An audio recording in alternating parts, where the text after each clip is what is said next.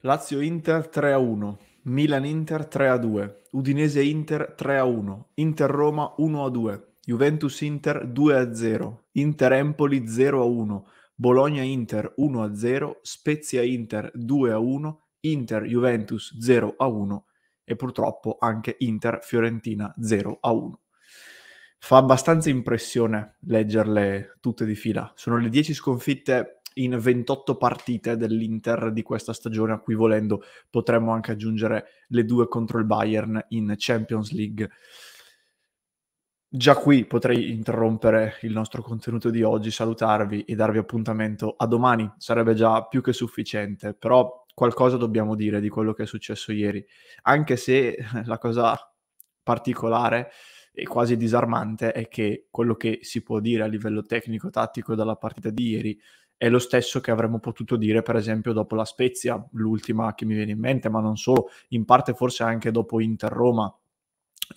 Una partita in cui l'Inter merita a livello di occasioni, secondo me anche di vincere, però sicuramente di andare in vantaggio, di fare una partita diversa, spreca l'impossibile e chiude appunto prendendo gol, perché a un certo punto l'Inter sicuramente sempre e comunque prende gol, e quest'anno quando l'Inter prende gol si sa già che 9 volte su 10 la partita non la recupera, e le poche volte che ce la fa magari la perde comunque, e la gara di La Spezia è un esempio da questo punto di vista. Ieri, secondo me, però, i gol sbagliati, alcuni dei gol sbagliati, fra poco vi mostro anche una cosa, sono tra i più clamorosi di tutto il campionato, di tutte queste 10 partite che vi ho elencato. Non ricordo francamente altre partite in cui l'Inter abbia sbagliato gol più incredibili di quelli che ha sbagliato ieri. La partita di ieri, per chi ci segue da YouTube, si riassume in questa immagine, che è quella, lo dico per chi invece ci segue in podcast, del gol fallito da Lukaku. La palla gli arriva da sinistra, da Bastoni, lui, molti hanno detto qui deve andare col piede destro, è vero, però vabbè, comunque sceglie di andare con il sinistro. Come dicevo ieri in live, non liscia il pallone, non manca il pallone lo colpisce, lo prende, però lo mette fuori. Non riesce a centrare la porta a un paio di metri di distanza senza nessuno che gli dia fastidio, né tra i difensori e nemmeno il portiere.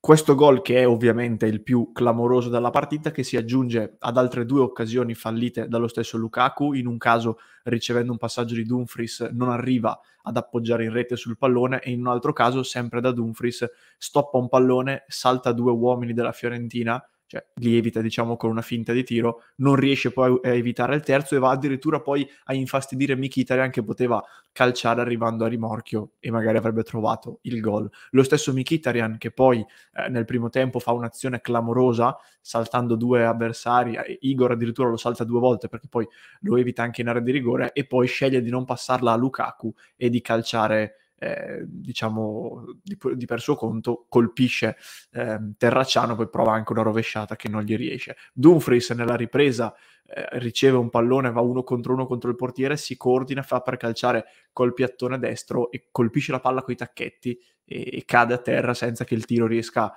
col tiro che gli rimane in canna fondamentalmente. E poi anche Lautaro Martinez nel finale ha una buona occasione, poche colpe per lui perché colpisce un avversario davanti a sé. E nel mezzo ci sono anche state anche altre azioni che magari non vanno nella cronaca, ma in cui l'Inter ha sviluppato delle buone situazioni e poi non è riuscita nemmeno a calciare in porta.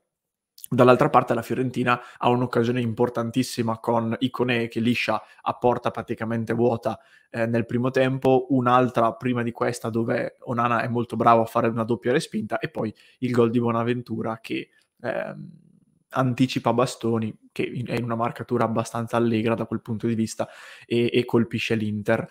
Ehm, Mi limito a questo nella partita di ieri, non voglio fare pagelle o altre cose perché mi cadono le braccia solo a pensarci.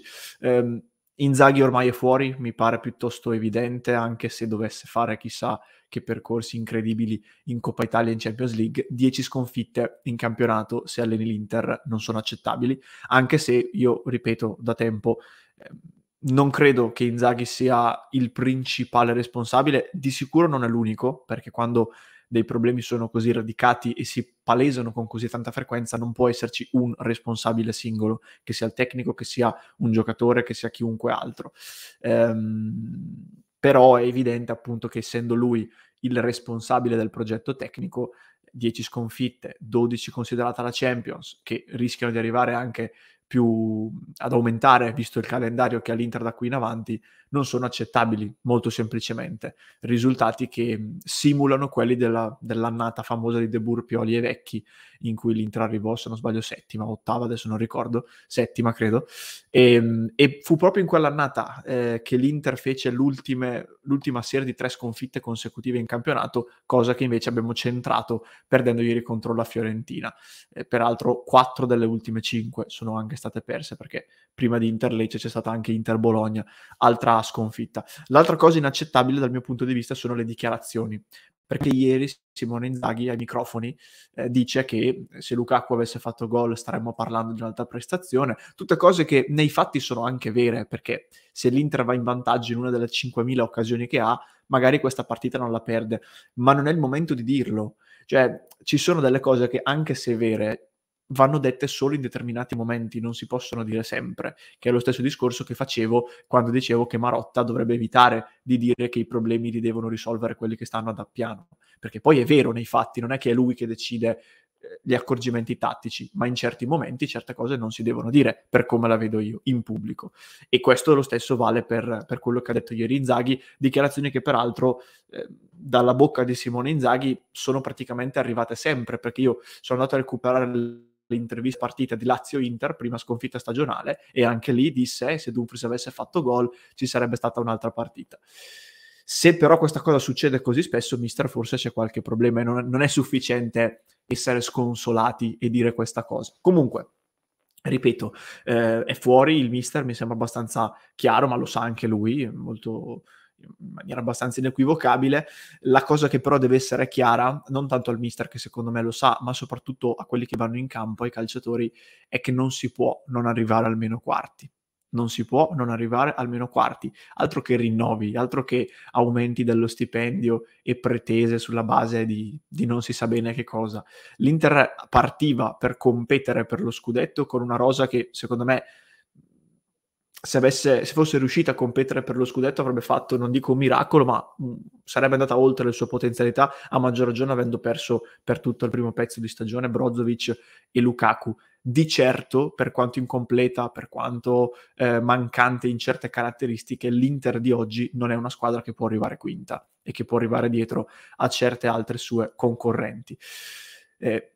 Io credo che arrivati a questo punto, per il tipo di logoramento anche psicologico che tutto l'ambiente Inter, noi tifosi in primis, lo sapete anche voi, sta vivendo, io penso che servirebbe una rivoluzione totale che parta dal tecnico, ripeto, come dicevo, ma per il semplice fatto che non si può rimanere su una panchina come quella dell'Inter dopo aver perso più di 10 partite in una stagione, andando verso i calciatori, perché ci sono tanti calciatori di questa rosa che o per limiti tecnici o per limiti mentali non meritano, secondo me, di stare nell'Inter, arrivando soprattutto poi ai piani più alti, che sono quelli della dirigenza e della proprietà, che però lo diciamo, ma sappiamo bene che non accadrà nulla da questo punto di vista. Da cosa ripartire? Nell'immediato io faccio mio un consiglio che ha dato il nostro Francesco nel club di Passione Inter. Lo saluto e vi ricordo anche passioneinter.club se volete unirvi alla nostra community, che come ovvio in queste ore è molto molto accesa. Forse nel breve periodo, nell'immediato, una delle poche cose che può salvare l'Inter è un approccio un po' più conservativo, che non è proprio di Simone Inzaghi e non mi fa impazzire personalmente, però vedendo un Inter che, anche se crea 500.000 occasioni, spesso fatica ad andare oltre i 2 gol segnati e spesso non arriva neanche a 1, ed un Inter che contemporaneamente, subendo 3-4 tiri, almeno 1-2 gol li prende, mi domando a questo punto, forse può essere più sensato giocare stando un po' più coperti dietro, cercare di azzerare il più possibile i rischi, sfruttando anche un Onana che anche ieri comunque è stato il migliore in campo, e occhio a cosa si sceglie nelle prossime partite, perché io ho già sto campanello d'allarme che con la Juve in Coppa Italia giochi Andanovic. Attenzione, perché Onana si sta dimostrando uno dei nostri ultimi baluardi, cerchiamo di non toccarlo. Spero che queste parole arrivino. Chiusa parentesi. Ripartire quindi da una squadra un po' più compatta dietro, che azzeri i rischi e che magari riesca a colpire in contropiede, in partite in cui magari con 2-3 sole occasioni da gol, però colpendo nella maniera giusta, in maniera cinica, sfruttando le ripartenze di Lukaku, le ripartenze magari anche di Dumfries, che ieri, al di là degli errori nei singoli episodi, l'ho visto un po' più presente in partita. Secondo me ha giocato partite ben peggiori di quella di ieri, sfruttando lo stesso Gosens, per esempio.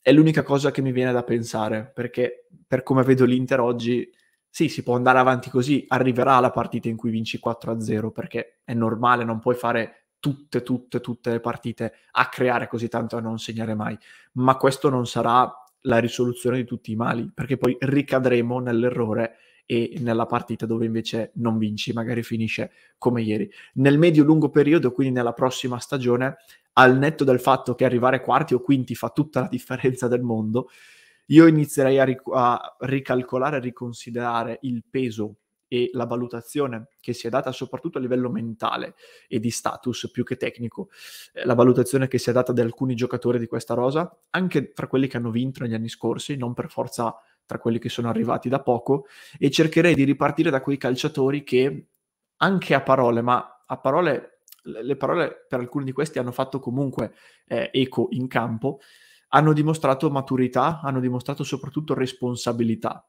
Io vi faccio dei nomi che mi vengono in mente: Robin Gosens, Acerbi, Mkhitaryan. Ieri Mkhitaryan è l'unico che va ai microfoni e dice: sento la responsabilità del gol che ho sbagliato e del non aver giocato la palla in maniera più intelligente. Questa per me è una dichiarazione che ha valore. Poi certo mi viene anche da dire: porca miseria Miki, giochi a calcio da una vita, devi farmelo in campo, la giocata non me la devi spiegare poi ai microfoni.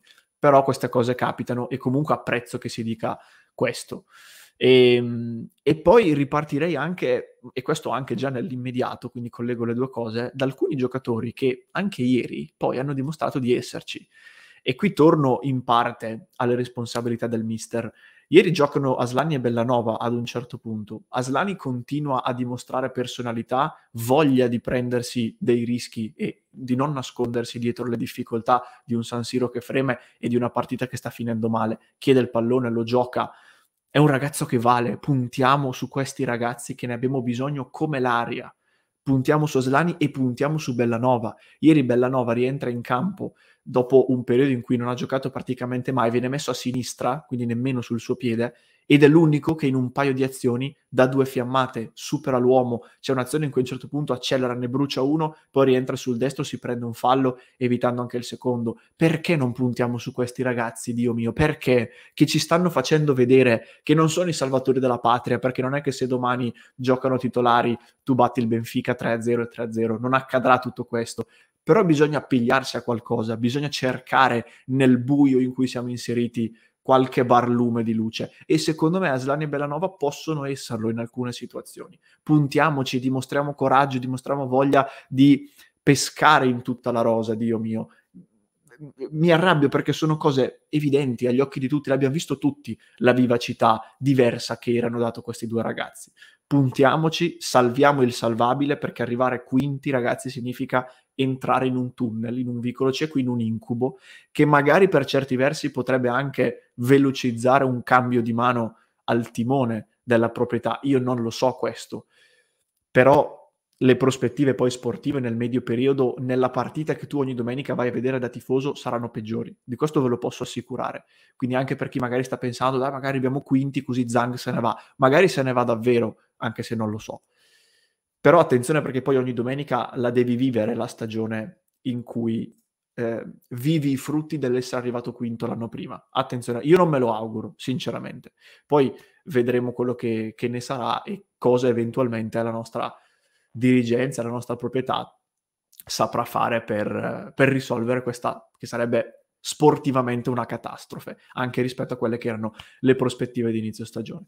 Mi fermo qui, ho dato aria a tutti i 1000 pensieri e forma a questi pensieri che tra la serata di ieri, la notte e questa mattina si sono palesati nella mia mente. Spero di aver fatto un discorso più o meno logico e di essermi spiegato. Vi invito ad iscrivervi al canale, a lasciare un mi piace al contenuto se siete d'accordo con me, e fatemi sapere anche nei commenti, se non lo siete, su cosa ne pensate di questa situazione. Vi aspetto poi chiaramente nel club, se avete voglia, www.passioneinter.club. In descrizione, per chi ci segue in podcast, vi lascio il commento caldo della gara di ieri mio e di Lorenzo, che se invece mi segue su YouTube trovi qui alla mia destra.